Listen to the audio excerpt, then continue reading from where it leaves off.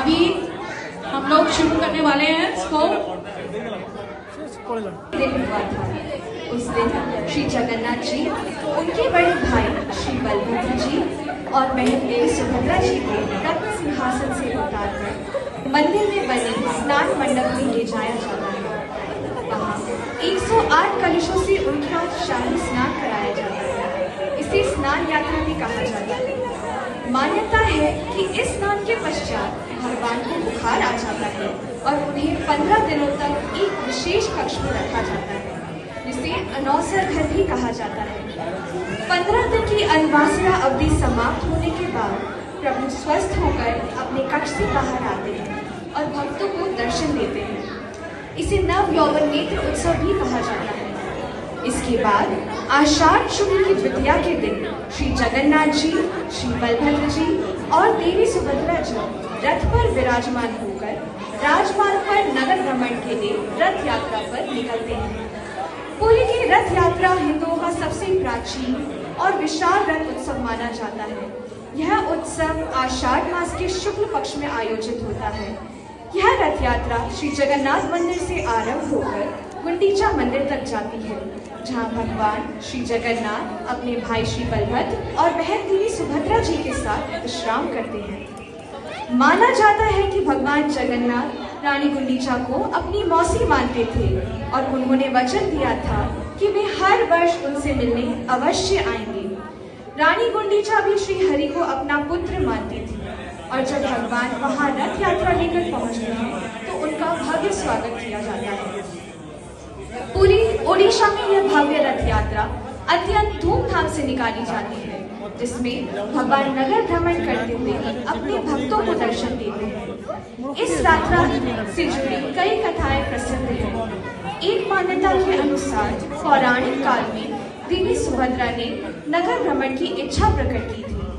तब भगवान श्री जगन्नाथ ने 3 रथ बनवाए और अपने बड़े भाई बलराम जी के साथ बहन सुभद्रा जी की इच्छा पूरी करने हेतु नगर भ्रमण पर निकले।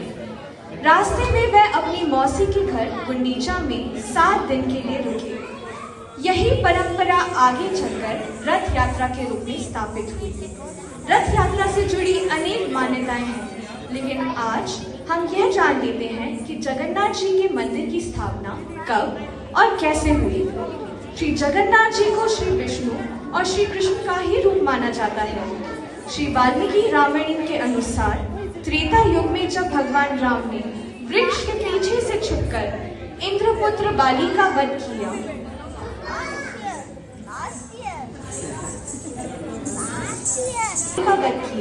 तब बाली ने अपने अकारण अंत का कारण पूछा।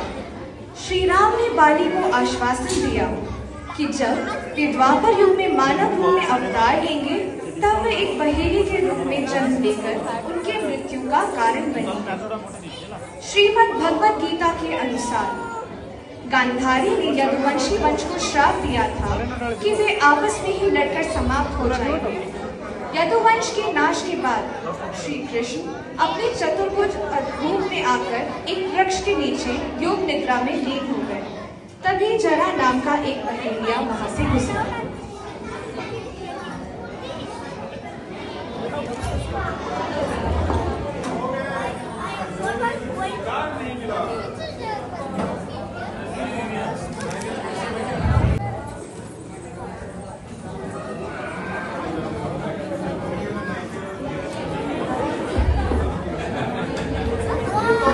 जान पड़ता है। आज मैं इसका शिकार करूंगा।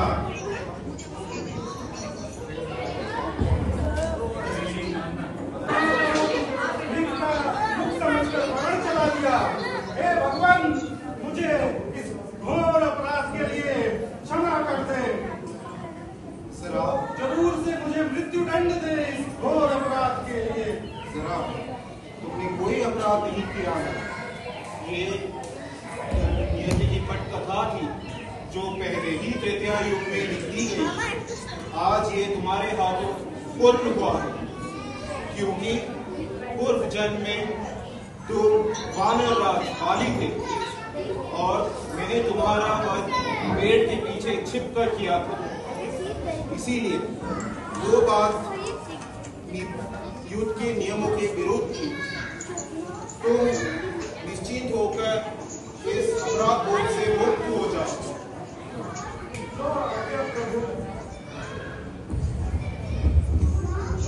श्री कृष्ण ने जब अपने मानव रूप का त्याग किया, तब द्वारका में उनका अंतिम संस्कार 5 पांडवों ने किया।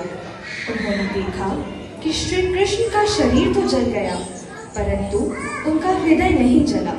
यह देखकर उन्होंने श्री कृष्ण के हृदय को लकड़ी के लट्ठे में बांधकर समुद्र में प्रवाहित कर दिया। वह लट्ठा बहते हुए पुरी के समुद्र तट पर पहुंच गया। उसी समय मालवा राज्य में राजा इंद्रद्युम्न राज करते थे। उनकी राजधानी अवंतीपुर थी। वे भगवान विष्णु के परम भक्त थे और उनके दर्शन की प्रबल इच्छा रखते थे। एक रात्रि भगवान विष्णु ने राजा इंद्रद्युम्न को सपने में दर्शन देकर कहा, हे राजन, आप पुरी के समुद्र तट पर चलिए। वहां आपको समुद्र में तैरता हुआ एक लट्ठा मिलेगा। आप उस लट्ठे से मेरे स्वरूप में एक भव्य मंदिर की निर्माण करवाइए।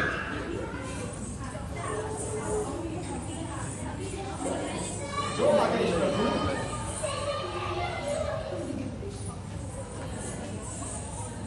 विद्यापति, मुझे श्री हरि विष्णु ने स्वप्न में आके आदेश दिया है कि मैं उनके लिए एक भव्य मंदिर का निर्माण करूं और नील माधव की मूर्ति लकड़ी से बनी मूर्तियों में स्थापित करवाऊं। तो कृपया आप नील माधव की मूर्ति को यहाँ लाने का प्रबंध करें और मंदिर का भव्य निर्माण के लिए एक उचित स्थान को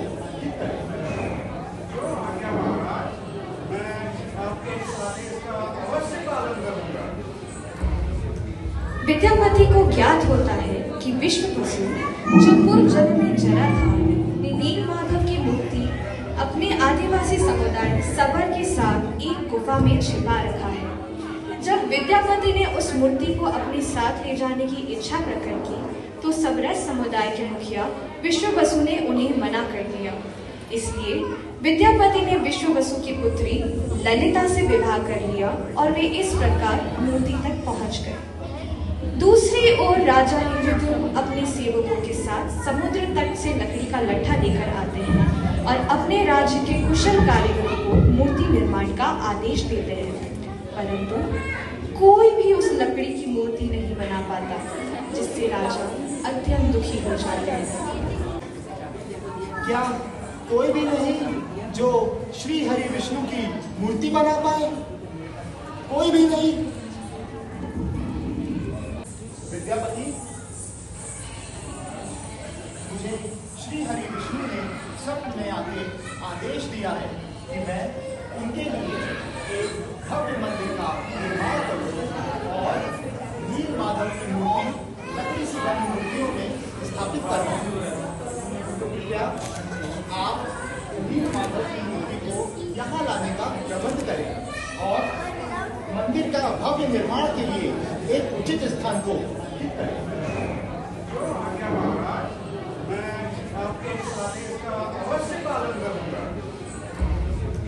विद्यापति को ज्ञात होता है कि विश्ववसु, जो पूर्व जन्म में जरा था, ने नील माधव की मूर्ति अपने आदिवासी समुदाय सबर के साथ एक गुफा में छिपा रखा है। जब विद्यापति ने उस मूर्ति को अपने साथ ले जाने की इच्छा प्रकट की, तो सबरस समुदाय के मुखिया विश्ववसु ने उन्हें मना कर दिया।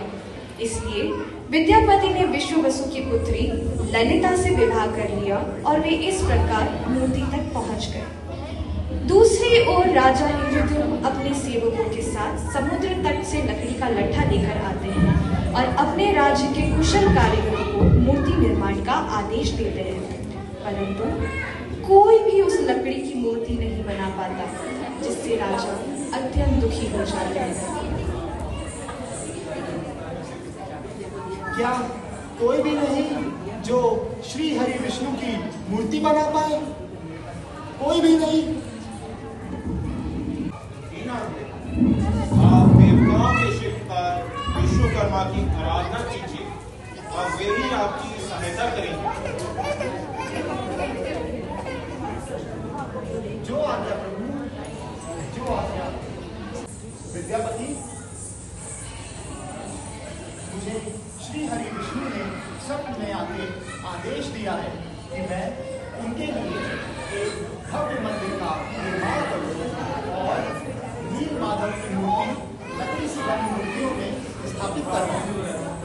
तो कृपया आप नील माधव की मूर्ति को यहाँ लाने का प्रबंध करें और मंदिर का भव्य निर्माण के लिए एक उचित स्थान को ठीक करें।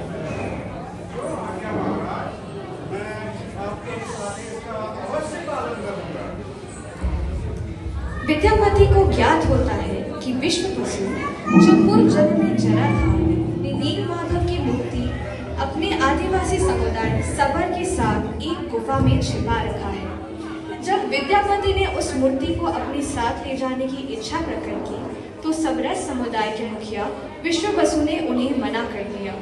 इसलिए विद्यापति ने विश्व वसु की पुत्री ललिता से विवाह कर लिया और वे इस प्रकार मूर्ति तक पहुंच गए। दूसरी ओर राजा इंद्रद्युम्न अपने सेवकों के साथ समुद्र तट से लकड़ी का लट्ठा लेकर आते हैं और अपने राज्य के कुशल कारीगरों को मूर्ति निर्माण का आदेश देते हैं, परंतु कोई भी उस लकड़ी की मूर्ति नहीं बना पाता, जिससे राजा अत्यंत दुखी हो जाते हैं। क्या कोई भी नहीं जो श्री हरि विष्णु की मूर्ति बना पाए? कोई भी नहीं?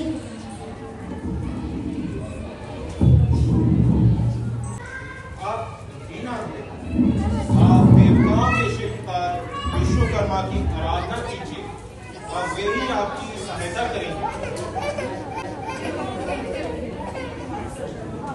जो आज्ञा प्रभु। श्री हरि विष्णु के आदेश और राजा इंद्रद्युम्न की आराधना से प्रसन्न होकर भगवान विश्वकर्मा एक वृद्ध शिल्पकार के रूप में राजमहल में पधारते हैं। हमने सुना है कि आप एक भव्य मूर्ति बनाने की इच्छा रखते हैं। हाँ शिल्पकार, आपने सही सुना है। क्या आप मेरी यह इच्छा पूर्ण करने में सक्षम हो?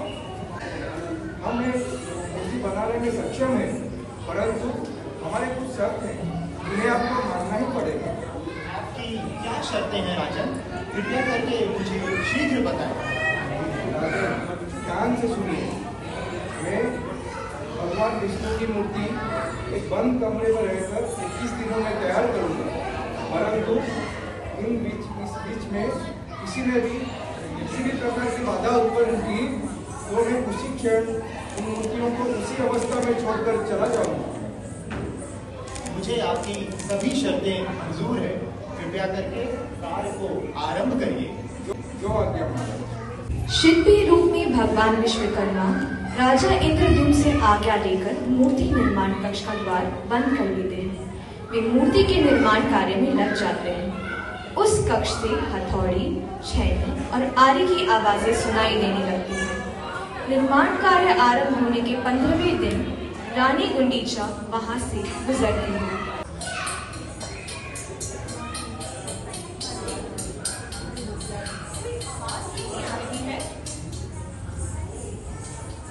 जहाँ काम चल रहा था आज कुछ सुनाई नहीं दे रहा है।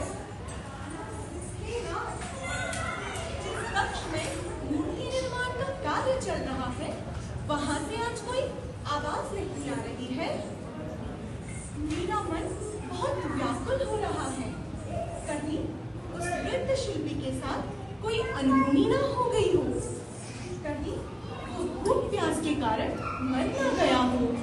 हमें इस बार कक्ष खोलकर आने देना चाहिए। हे महारानी, परंतु वृद्ध शिल्पीकार ने यही तो शर्त रखी थी कि 21 दिन से पूर्व उस कक्ष के द्वार को ना खोला जाए। मेरा मन बहुत घबरा रहा है। कारण ही हम पर ब्रह्म हत्या का आरोप न लग जाए। एक बार तो हमें अवश्य देख ही लेना चाहिए। हे महारानी, आपके बार बार आग्रह करने पर मैं उस कक्ष के द्वार को खोलने का आदेश देता हूँ। जब द्वार खुलता है तो वहाँ शिल्पकार नहीं होते। भगवान विश्वकर्मा मूर्तियों में ही श्री कृष्ण का हृदय रखकर अंतर ध्यान हो चुके होते हैं। राजा मूर्तियों को अधूरी अवस्था में देखकर पश्चाताप करते हैं कि उन्होंने भगवान की आज्ञा का पालन नहीं किया।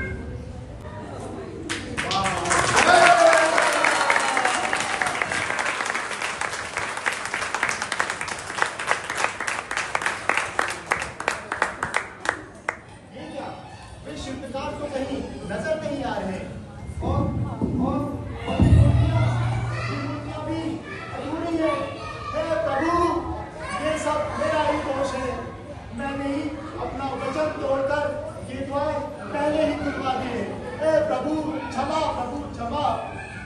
नहीं स्वामी, यह दोष आपका नहीं, मेरा है। यह पाप मैंने किया है। क्या यह मूर्तियां अधूरी ही रहेगी? हाय, मैंने क्या कर दिया?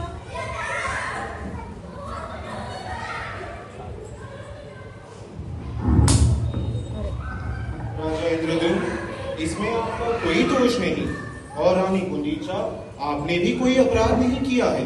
ये मेरा ही इच्छा था कि मेरे को इसी रूप में पूजा की जाए।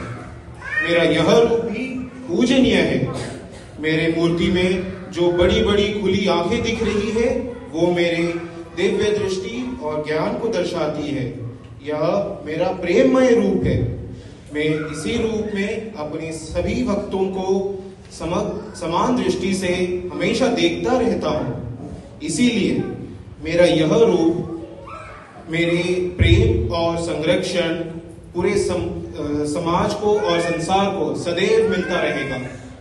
आप ये इन्हीं मूर्तियों को एक भव्य मंदिर में स्थापना करवाइए और दोष रहित हो जाइए।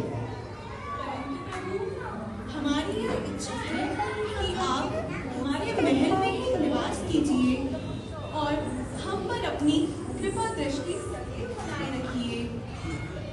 मैं आपके प्रेम को समझ सकता हूँ रानी गुंडीचा, परंतु मैं यहाँ नहीं रह सकता।